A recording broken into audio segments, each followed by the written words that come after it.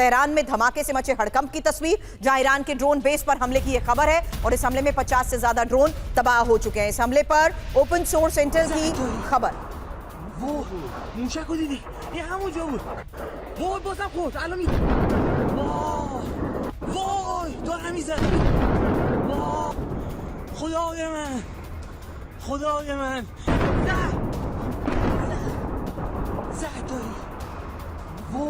वहीं ईरान में युद्ध की बहुत बड़ी तैयारी को लेकर खबर है। अंडरग्राउंड बंकर पहुंची ईरानी मिसाइल की नई खेप। ये फिलहाल 2 हमलों की तस्वीरें एक साथ आपने देखी है, लेकिन अब एक और तस्वीर देखिए। ईरान में युद्ध की बड़ी तैयारी की वो तस्वीर जहां अंडरग्राउंड बंकर ईरानी मिसाइल की नई खेप पहुंची है और स्ट्रैटेजिक मिसाइल लॉन्चर्स में तैनात। हालांकि ईरानी तैयारी पर ओपन सोर्स इंटेल की ये रिपोर्ट क्या बड़े दावे कर रही है। डिटेल इंफॉर्मेशन आ गया आपके सामने। स्ट्रैटेजिक मिसाइल लॉन्चर्स में तैनात। अब ईरान में तेज सैन्य भर्तियों को लेकर भी एक दावा किया जा रहा है। तेजी से सैन्य ताकत ईरान बढ़ा रहा है। 1 करोड़ 10 लाख लोग सेना में भर्ती के लिए तैयार है। सैन्य भर्ती पर ईरान ऑब्जर्वर की ये रिपोर्ट।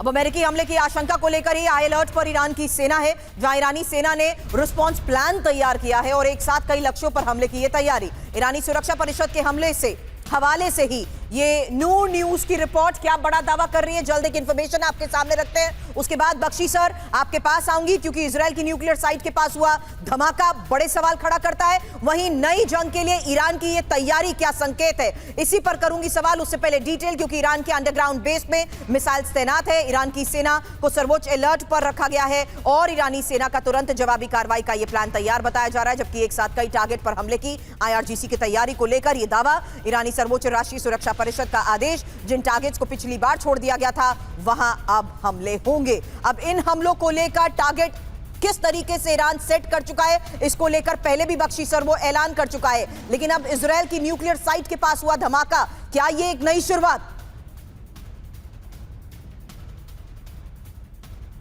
ये इजराइल के अंदर न्यूक्लियर साइट के पास जो धमाका हुआ है, this is a very worrying and very strategic development. देखिए, अगर आप कन्वेंशनल बम्बार्डमेंट करें ऑन अ न्यूक्लियर साइट तो वहाँ कोई न्यूक्लियर ट्रिगर नहीं होगा, लेकिन रेडियोलॉजिकल कुक ऑफ हो सकते हैं। और रेडियोलॉजिकल कुक ऑफ मीन्स जो कि न्यूक्लियर एक्सप्लोजन नहीं होगा, चेन रिएक्शन नहीं होगा, लेकिन आपका जो रेडियो एक्टिव मटेरियल है वो बहुत जगह उस इलाके में फैल जाएगा। और जैसे कि अगस्तिन साहब बिल्कुल ठीक कह रहे थे कि 1-2 दिन इंतज़ार करना पड़ेगा। अगर वहाँ पे रेडियोलॉजिकल कंटैमिनेशन की रिपोर्ट आई तो इसका मतलब उन्होंने हिट कर दिया है nuclear storage site, which is a very major development. और इसका मतलब क्या है? क्या इजराइल न्यूक्लियर हथियार इस्तेमाल करने की प्लानिंग में था? देखिए, इजराइल लगातार लेबनान में हमले किए जा रहा है। सीज फायर बढ़ गया, ये हो गया, वो हो गया, ताबड़तोड़ हमले हो रहे हैं। अब उन्होंने भी पलटवार किया है, हिजबुल्लाह ने पलटवार किया है। हिजबुल्लाह ने कोई 5 डिविजन्स इजराइल की उन्होंने हमला किया है लेबनान के ऊपर। और कई सारे रिपोर्ट्स आ रहे हैं अनकन्फर्म्ड की उन्होंने बड़े एम्बुश किए हैं, अपनी टनल्स उन्होंने बना रखी हैं हिजबुल्लाह ने।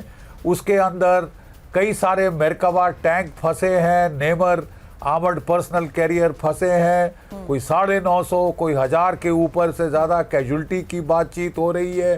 स्ट्रिक्ट सेंसरशिप है, इसके चलते कुछ निकल नहीं रहा। लेकिन ये जंग तो बहुत भीषण होती हुई दिख रही है। ये जंग तो बहुत भीषण होती हुई दिख रही है।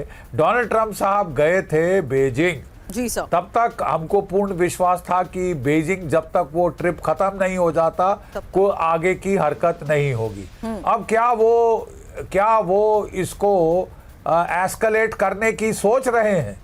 ये बहुत बड़ा पागलपना होगा साहब। दुनिया की इकोनॉमी जो है वो रिसेशन के मोड़ पे ले आए हैं। अगर अब उन्होंने दोबारा हमले किए